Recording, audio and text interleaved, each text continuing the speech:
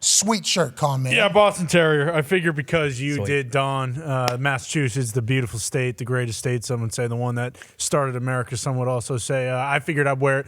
I mean, my highlight of the week, and obviously the Patriots played on Thursday, but Bill Belichick and Robert Kraft on game day was just magnificent. I don't think I've ever, and I heard this from other people as well, I don't think I've ever seen Bill Belichick in that light in my entire life, the way he was. So you called me immediately after, and thank you for doing that because I was so curious as to how it went. But, it was a good scene up there. There's a good amount of people. I thought maybe there'd be a few more, but obviously Foxborough's way out there.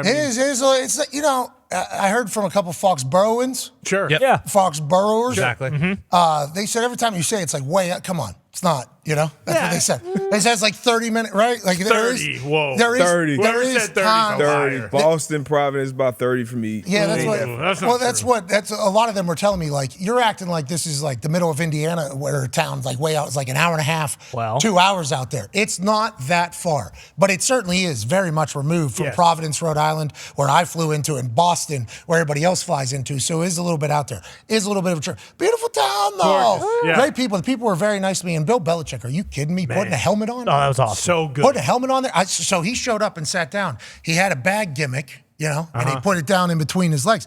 And where he put it is right where my drink was. So my drink was in the way of his bag. I'm like, so I actually just kicked my drink. My drink just spilled all over the thing to get it out of the way for the bag. He puts it down there. I'm like, I wonder what that is. So he didn't even acknowledge it until we get to the pick because we talked for like 8 minutes or whatever. Yeah. In our ears, by the way, they're like, we're off in 65 seconds before the picks even started because Bill's telling stories and shooting the shit. So we almost didn't have enough time for the pick. So that's why the pick segment was pretty boom, bang, boom. And then I see Bill go reach while I'm talking, kind of reaching in between his legs to kind of open the bag. And I'm like, we got a gimmick. Yeah. We got a gimmick here.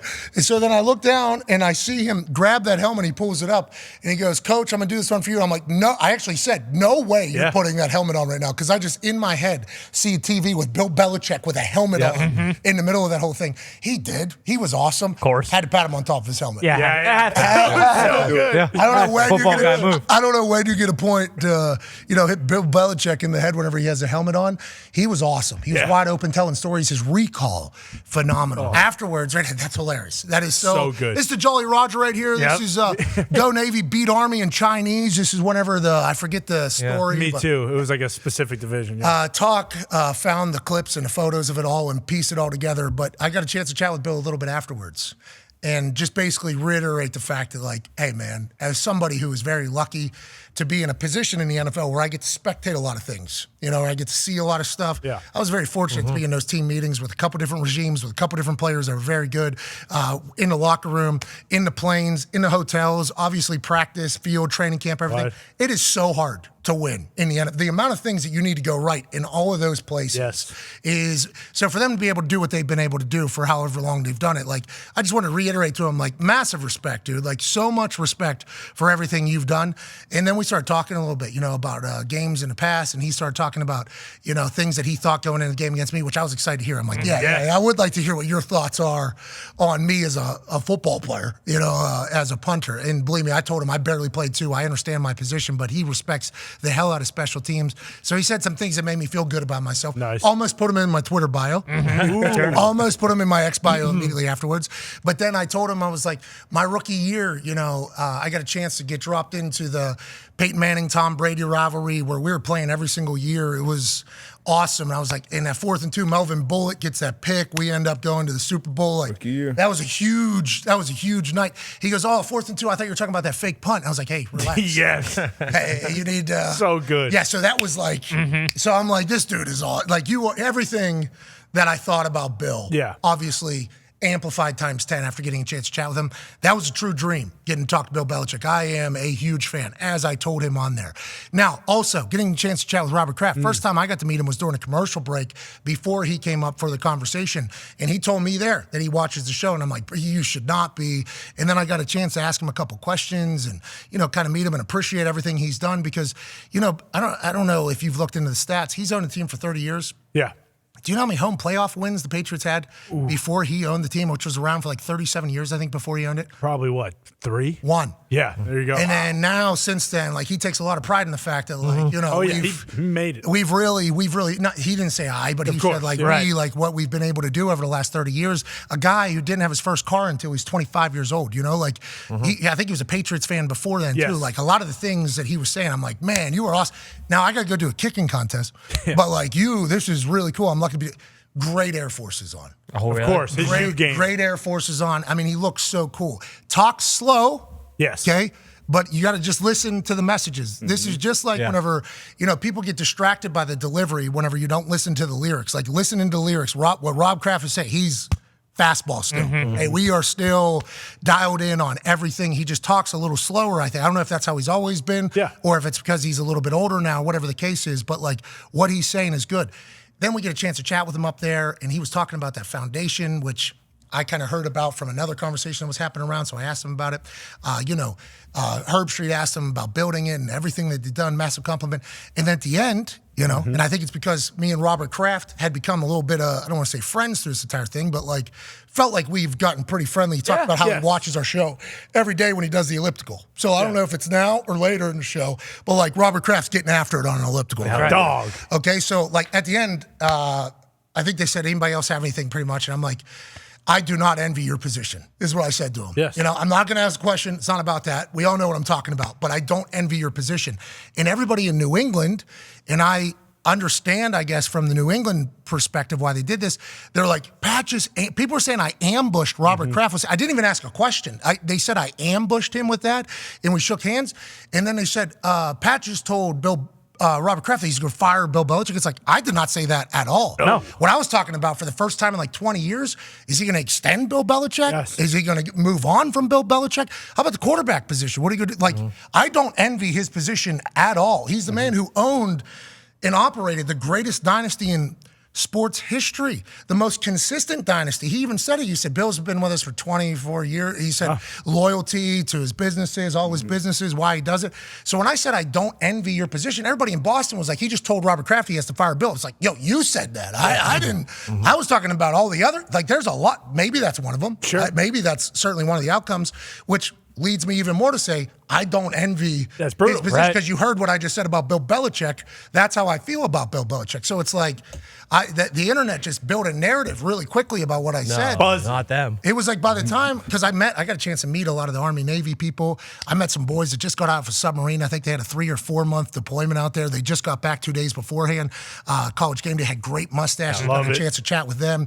The M777 howitzer guys, got a chance to chat with them. A lot of the, like 2 hours after the show, I'm meeting a lot of people, hearing a lot of stories. So I finally get in the car to drive myself to the plane or whatever, and I look and I'm like, oh, what?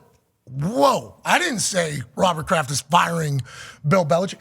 Y'all are saying that. You know what I mean? Like, this is not what I was just saying. I don't envy what you have to do. So I after I listened to it back, like, my intent was that. It was nothing else. So I just would like to let everybody know that I was not disrespecting Robert Kraft. It was the complete opposite of that. It was like, hey, massive respect for everything, and you have a tough position right now. Are you guys getting soft up there? It felt like a lot of the New England people aren't soft, right? That isn't the case. No, this is unfamiliar territory. I think it's very similar to how people acted once Brady left. Like, they don't know how to act. And to be completely honest, I don't fault them for it. Our entire life. Me neither, by the way. That's kind of what as I was reading it, I was like, but I guess it's just hostile. Like that's how New England is right now, especially around the football team, let alone other things. But New England Patriots fans on their own right now are the most lost they have ever been. And it makes sense. I mean, they're 3-10. Obviously, those things that you brought up, the reason you are saying, I don't envy you is because there are so many decisions that Robert Kraft has to make for maybe the first time ever. I mean, you could say in 97 or 98, but really in the first time in the last 2.5 decades, Robert Kraft now has to make head coach, are we keeping him or are we not? Mac Jones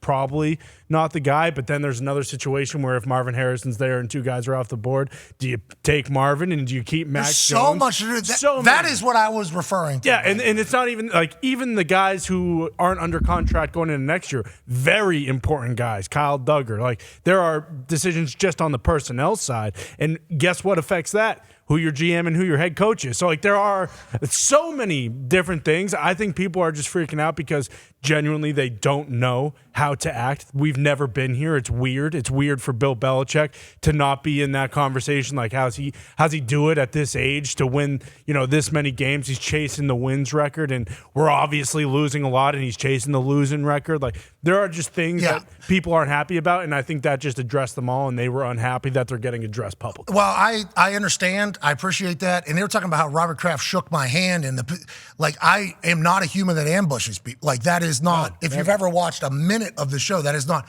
I was genuinely just telling somebody that I think we had built up a simpatico. Yeah. A little simpatico. Yeah. Hey. Same tribe. I do not envy what you have going on right now. It did not mean anything that you guys were taking it for. But also, good luck to everything he has to do. And once again, I don't envy Robert Kraft's position right now at all. He's the owner of an NFL team, obviously 6 Super Bowls, everything like that. He's built it into the franchise that it is, has owned it for 30 years. I don't envy that. Do not want to be. That's just some tough stuff that he's going to have to get into. That's all I was reiterating, and I appreciate the passion that everybody had, but I didn't like that narrative just being built so quickly. It's like, that's not the type of, what are we talking about? No. I don't even know what that even means. So, I will not hold any hate in my heart for New England for trying to bury me the way they did. Thank you. Especially the media and the people up there, because that's not my intent of the question. I appreciate you doing that, because meeting every human that I met up there, can't wait to get back up there and bring your ass up. Yeah, a lot of dogs. Hey, they love old Boston Connor up